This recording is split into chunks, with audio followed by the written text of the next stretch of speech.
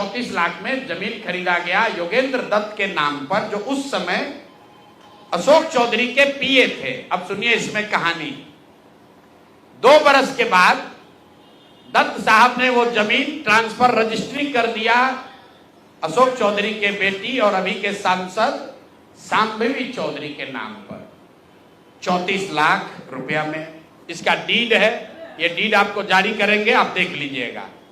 अब इसमें नई बात, अच्छी बात क्या है, नई बात क्या है?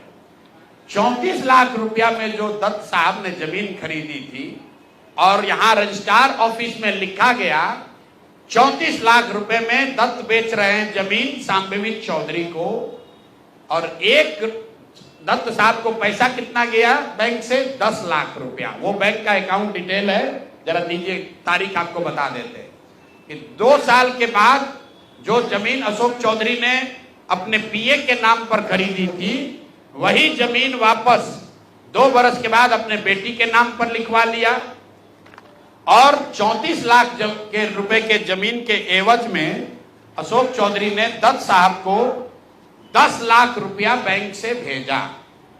यहां तक भी बात ठीक है भाई, ये कह सकते हैं कि हम बाद में पैसा दिए होंगे। इसी बीच इनकी बेटी चुनाव लड़ने चली गई, तो इनकम टैक्स ने इनको नोटिस किया कि भाई आपकी जो प्रॉपर्टी है वो 34 लाख की है और बैंक में आप सिर्फ 10 लाख रुपया दिखा रहे हैं, बाकी का पैसा कहां है? तो 10 लाख जमीन इनकी रजिस्ट्री हुई है। उसके एक दिन बाद, तारीख नोट कर लीजिए, 20 फरवरी 2021 को 10 लाख रुपया इन्होंने अपने पीए के अकाउंट में डाला है। अकाउंट यहां पर डिटेल आपको दे देंगे, और 34 लाख रुपए का जमीन वापस इनसे ले लिया। जब इनकम टैक्स ने नोटिस रेज किया कि जमीन है 34 लाख का और अकाउंट में सिर्फ 10 लाख रुपया ही दिख रहा है, तो 4 बरस के बाद 27 अप्रैल 2025 को जमीन लिखवाया है 2021 में। इनका क्रेडिबिलिटी देखिए, जमीन रजिस्ट्रार ने लिख दिया, आप हम जाते हैं उसको खड़ा करके पूछता है भैया कहां है रुपया, कहां दिए? ये 19 में इन्होंने बेनामी जमीन खरीदी पीए के नाम पर, 21 में उस जमीन को वापस अपने बेटी के नाम पर लिखवाया। 10 लाख रुपया का ट्रांजैक्शन हुआ।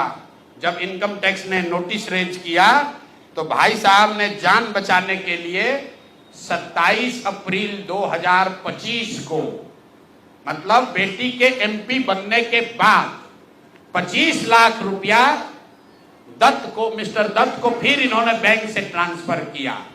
तो मैं आपके जरिए अशोक चौधरी जी, जो अपने आप को महादेव का भक्त बताते हैं, हमको तो लक्ष्मी के ही भक्त ज्यादा दिखते हैं, महादेव के भक्त नहीं हैं, ये लक्ष्मी के भक्त हैं।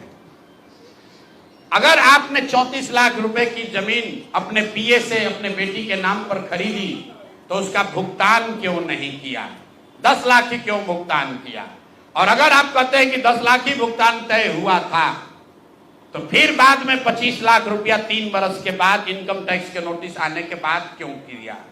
अब आपको हम एक छोटा सा केस बता रहे हैं, इसका वैल्यू 34 लाख है, लेकिन आपको ये इसलिए बता रहे हैं कि इनका मोडस ऑपरेंडी क्या है, क्योंकि उसके बाद अब जो आपको बताएंगे, ये भाई साहब पिछले 2 बरस में 200 करोड़ रुपया से ज्यादा का संपत्ति, 200 करोड़ रुपए से ज्यादा का संपत्ति अपने पत्नी, अपने बेटी, अपने समधन, उनसे जुड़ा हुआ एक ट्रस्ट, मानव वैभव विकास ट्रस्ट, इसके माध्यम से इन्होंने जमीन खरीदी है करीब 200 करोड़ रुपए का, और सारा डीड, एक एक जिस दिन का ट्रांजैक्शन है वो सारा डीड आपको यहां पर, आप चाहे तो उसका फोटोकॉपी ले सकते हैं।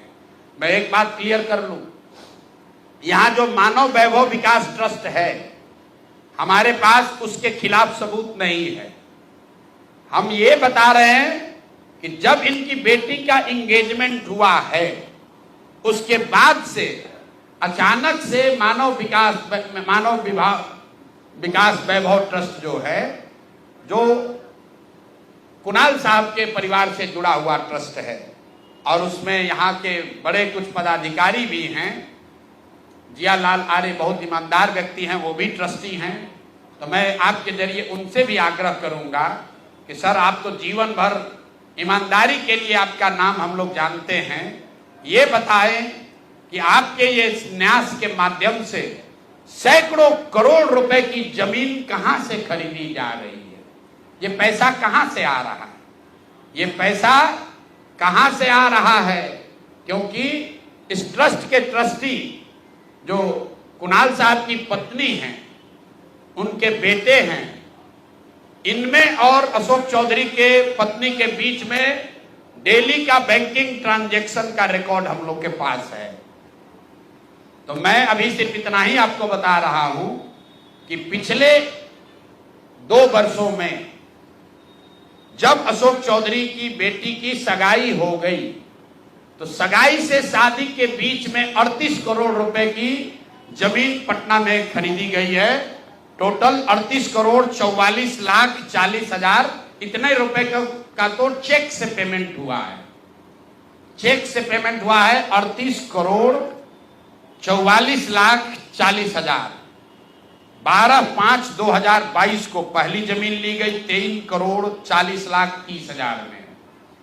12/5/2022 को एक दूसरी जमीन ली गई जिसकी कीमत है 8 करोड़ 89 लाख 70 हजार।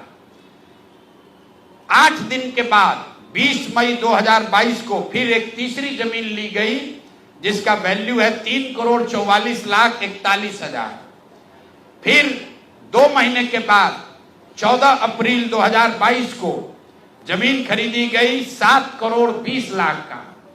फिर 4 दिन के बाद 18 जुलाई 2022 को जमीन खरीदा गया 15 करोड़ 50 लाख का। और ये सारी जमीन इंगेजमेंट और शादी के बीच के डेट है, उतना ही आपको बता रहे। और ये सारी जमीन का मालिकाना हक अशोक चौधरी की पत्नी या सायन कुणाल, उनकी माताजी अनीता कुणाल या उनसे जुड़ा हुआ जो ट्रस्ट है उसके नाम पर है। तो भाई, जिस ट्रस्ट में 1 करोड़ की जमीन भी नहीं खरीदी जा रही थी, जैसे ही इनका बेटी से एंगेजमेंट हुआ, उस ट्रस्ट से सैकड़ों करोड़ रुपए की जमीन खरीदी जा रही है। तो ये पब्लिक इंटरेस्ट में है कि ट्रस्ट से जुड़े हुए लोग ये आपको बताएं कि आखिर इतना पैसा उस ट्रस्ट में न्यास में आ कहां से रहा है। और अशोक चौधरी जी या उनकी पत्नी जो उस न्यास में मेंबर नहीं हैं, उनसे इनका सीधा क्या संबंध है। हम लोग के पास जो पेपर है उसके मुताबिक करीब करीब 200 करोड़ रुपए की जमीन खरीदी गई है इनके द्वारा, अशोक चौधरी और इनके परिवार के द्वारा। और ट्रस्ट में जियालाल आर्य के साथ साथ एक महिला भी हैं जिसको लोग बता रहे हैं कि अभी के मुख्य सचिव प्रत्यय अमृत की माता जी हैं। तो अभी के मुख्य सचिव की माता जी शायद उस ट्रस्ट में है, मैं उसको कंफर्म नहीं कर रहा हूं, लेकिन मुझे ये जानकारी अभी आते आते किसी ने दिया है। तो इस ट्रस्ट के बारे में पता कर लीजिए। अशोक चौधरी को ये बताना चाहिए कि इस ट्रस्ट से उनका क्या लेना देना है, और अगर कुछ लेना देना नहीं है तो इस ट्रस्ट की ट्रेजरर जो अनीता जी हैं, कुणाल साहब की पत्नी, उनके अकाउंट से इनके पत्नी के अकाउंट में इतना पैसा कैसे आ रहा है, ये बात अशोक चौधरी जी को बताना चाहिए। तो भैया, ये 3 चीज हो गए। अब अंतिम छोट भैया नेता है पेट्रोल चोर संजय जायसवाल।